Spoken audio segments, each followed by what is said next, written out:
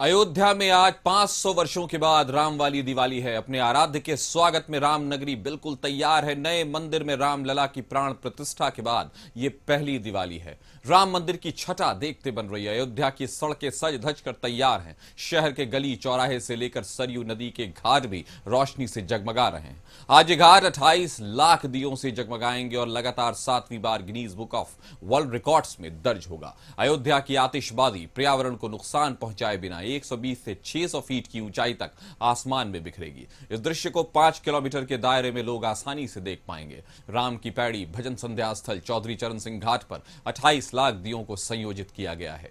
दियों की रोशनी से राम नगरी जगमगाएगी। में किसी प्रकार से बैरियर बनना है, लेकिन अयोध्या को छेड़े बगैर हम लोग इन बैरियर्स को भी हटा रहे हैं। ये बैरियर भी हट रहे हैं, ऐसे ही हट रहे हैं जैसे उत्तर प्रदेश को माफिया से मुक्त करके उत्तर प्रदेश को एक सुरक्षित प्रदेश बनाया गया है। सनातन धर्म के बैरियर को भी, सनातन धर्म के मार्ग के बैरियर भी हटाने हैं। जो लोग सनातन धर्म पर बार बार प्रश्न खड़ा करते हैं, उनको मैं बोलना चाहता हूं, सनातन धर्म ने कभी किसी का अहित नहीं किया, किसी का अहित नहीं किया, सबको गले से लगाया। दुनिया की कोई ऐसी जाति, कोई ऐसा मत, संप्रदाय, सेक्ट नहीं जिसकी विपत्ति के समय सनातन धर्मावलंबियों ने उन्हें शरण दे करके फलने फूलने आगे बढ़ने का अवसर न दिया हो।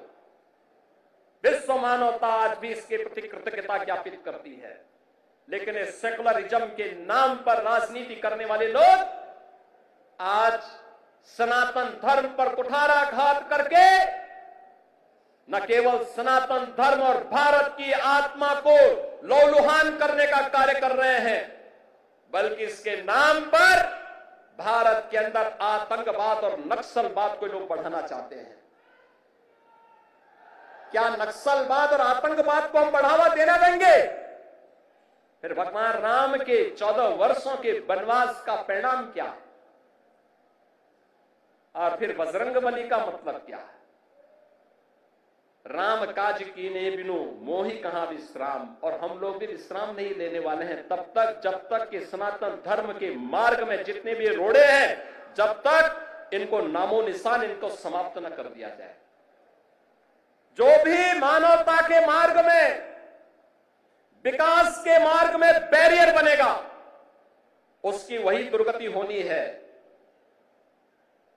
जो उत्तर प्रदेश के माफियाओं की हुई है।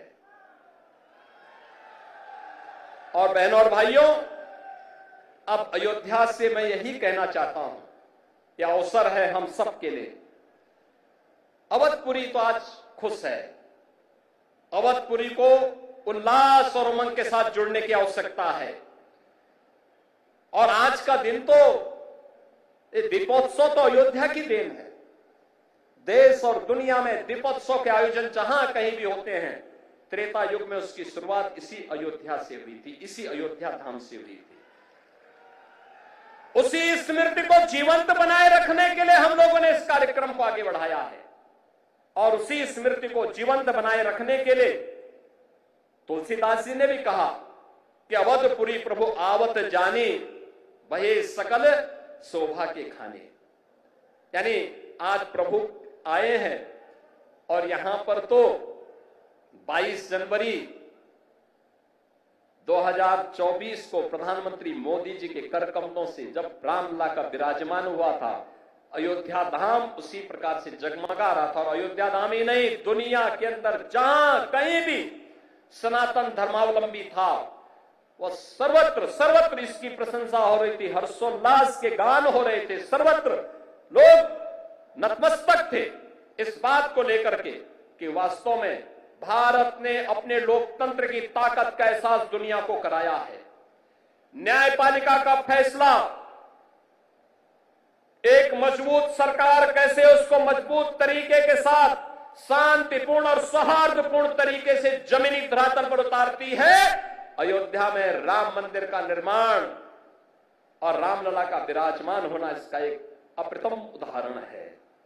और इसलिए यह कार्य यहां पे हो चुका है, क्योंकि प्रभु ने स्वयं कहा है अयोध्या के बारे में, तो भगवान राम ने स्वयं कहा है कि यद्यपि सब बैकुंठ बखाना, वेद पुराण विदित जुग जाना, अवधपुरी सम प्रिय नहीं सोहु, यह प्रसंग जानहि को। यानी उन्होंने कहा है कि यद्यपि सबने वैकुंठ की बहुत बड़ाई की है, यह वेद पुराणों में प्रसिद्ध भी है और दुनिया भी इसको जानती है, परंतु अवधपुरी के समान मुझे वह भी प्रिय नहीं, यह बात बिरले ही जानते हैं। क्योंकि जन्म भूमि मम पुरी सुहावनी, उत्तर दिशि बह सरजू पावनी। तो आप सुन रहे थे अयोध्या से मुख्यमंत्री योगी आदित्यनाथ को। खबरों में बस इतना ही।